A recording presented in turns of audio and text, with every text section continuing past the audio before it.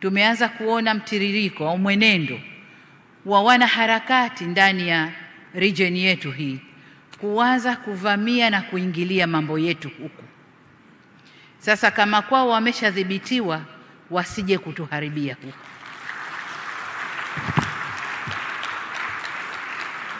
Tusitoe nafasi.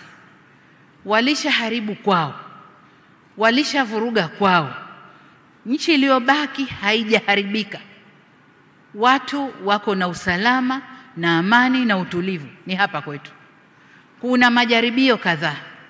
Niwaombe sana vyombo vya ulinzi na usalama na nyinyi wasimamizi wa sera zetu nje kutoa nafasi kwa watovu wa adabu wa nchi nyingine kuja kutovuka hapa kwetu. Hapana.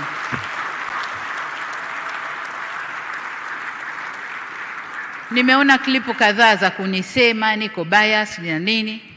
Nalofanya ni kulinda nchi yangu na ndio wajibu niliopewa. Kwa hiyo hatutatoa nafasi kwa kiumbe yoyote kuja kutuvurugia hapa.